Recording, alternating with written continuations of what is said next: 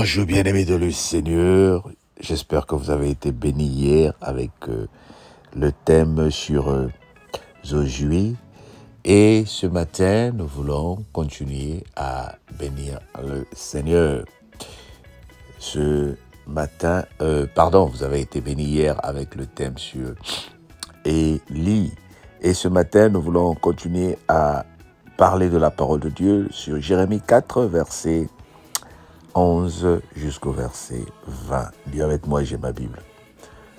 En ce temps-là, il sera dit à ce peuple et à Jérusalem, un vent brûlant souffre les lieux élevés du désert sur le chemin de la fille de mon peuple, non pour vanner, ni pour nettoyer le grain. C'est un vent impétueux qui vient de là jusqu'à moi. Maintenant, je prononcerai leur sentence. Voici le destructeur s'avance comme les nuées. Ses chars sont comme un tourbillon. Ses cheveux sont plus légers que les aigles. Malheur à nous, car nous sommes détruits. Purifie ton cœur du mal, Jérusalem. Alors tu seras sauvé. Jusqu'à quand garderas-tu dans ton cœur des pensées iniques? C'est une voix qui part de Dan annonce, car une voix qui part de Dan annonce la calamité. Elle publie depuis la montagne d'Éphraïm. Dis-le aux nations, fais-le connaître à Jérusalem. Des Achégions viennent d'une terre lointaine, ils poussent des cris contre les villes de Juda.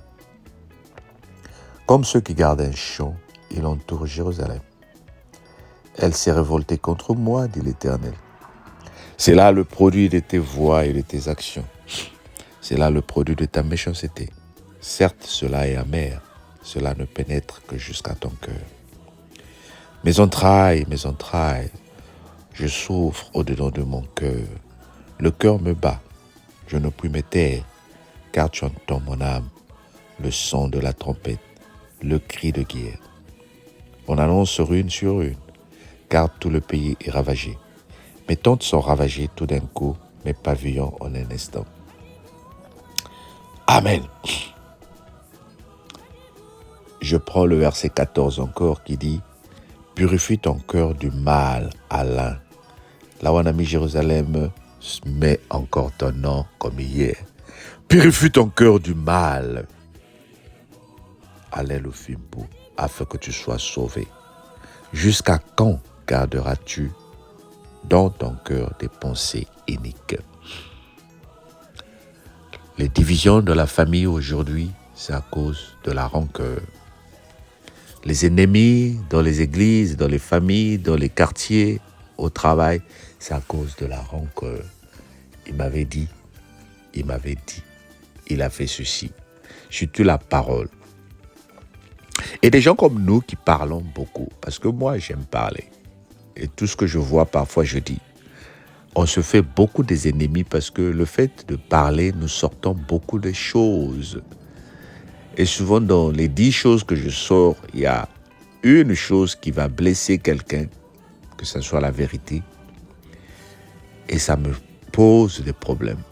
Parfois même dans ma propre maison, j'ai souvent peur de parler parce que qu'est-ce que je vais dire qui ne va pas frustrer mes enfants? Qu'est-ce que je vais dire qui ne va pas frustrer mon épouse?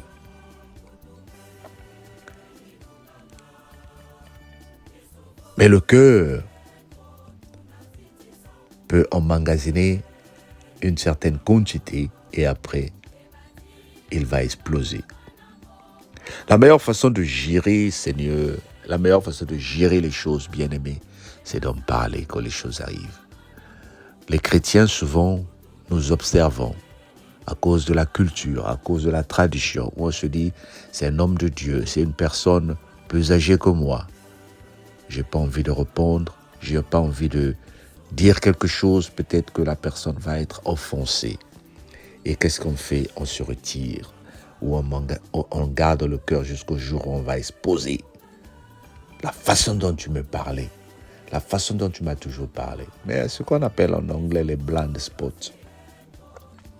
Il y a certaines personnes, par exemple, nos collègues nigérians, quand ils parlent, ils haussent la voix.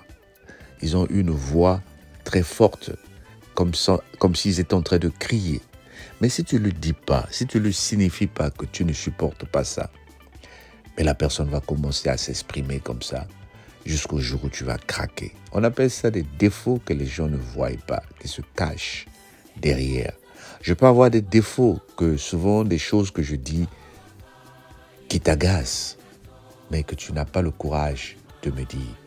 Mais tu ne m'arranges pas. C'est ton cœur qui est en train d'être détruit d'abord et tu es en train de me détruire aussi. Le Seigneur dit, purifions notre cœur. Purifions notre cœur. Le manque de pardon aujourd'hui fait que nous nous séparons.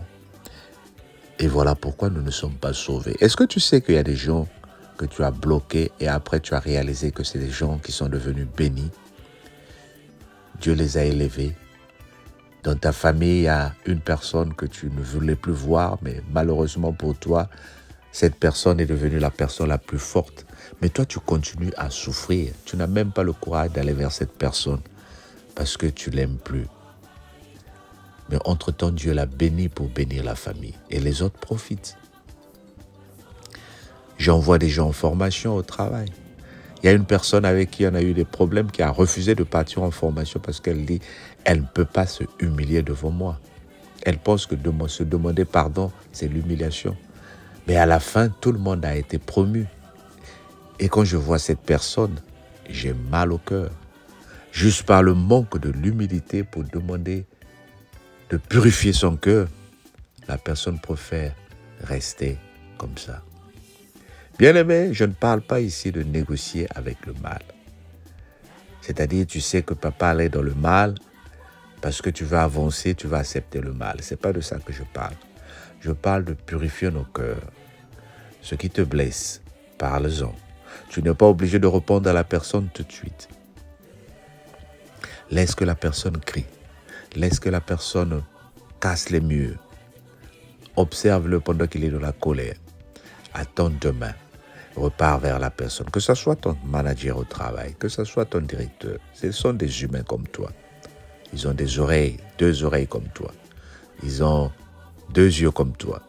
Va leur dire, monsieur le directeur, Tata Pasteur, est-ce que je peux te parler? Je n'ai pas aimé ce que tu as fait. Et quand la personne continue à monter, bien aimé, il y a la justice. Va voir le responsable de cette personne. Si Papa Alain ne veut pas t'écouter, va voir le responsable de Papa Alain. C'est comme ça que les choses vont se passer. Et si le responsable de Papa Alain est corrompu avec Papa Alain, il y a la justice qui est là. Connais-tu tes droits? Connaissons-nous le droit? Mais si c'est le président de la République qui est en train de t'oppresser, tu fais quoi alors? C'est qui est la justice? Agenouille-toi. Ne vous inquiétez de rien. Mais en toutes circonstances, faites connaître vos besoins à Dieu. Est-ce que vous savez qu'il y a des gens qui ont perdu le pouvoir à cause de certaines personnes qu'ils ont voulu neutraliser? Car la Bible dit, ne touchez pas aux oins. Tu es loin de l'Éternel, bien-aimé. Mais avant que le Seigneur intervienne, il te demande de suivre la procédure. Parle d'abord ton prochain. Voilà pourquoi il dit, aime ton prochain comme toi-même. Mais toi, tout ce que tu fais, on te humilie, tu cours dans la chambre, tu vas commencer à prier. Seigneur, Seigneur, agis, la justice. Non, le Seigneur dit, parle d'abord à ton prochain. S'il ne veut pas t'écouter, appelle un autre. Et si une autre personne aussi peut pas être écoutée, amenez-le à l'église. Et si l'église ne peut pas le faire, amenez-le vers le Seigneur. Ne brise pas le protocole, sinon tu n'auras rien. Que le Seigneur te bénisse. Bye bye. On se dit à demain. Mais partage la vidéo pour ce bon message. Et toi qui m'écoutes pour la première fois, abonne-toi, ça ne t'enlève rien. Ça n'aide que l'œuvre de Dieu à augmenter. Même si tu ne veux plus nous écouter, mais abonne-toi. Donne-nous seulement une souscription. Nous voulons atteindre les 1000 abonnés avant septembre. Que le Seigneur te bénisse. On compte sur toi. Bye bye.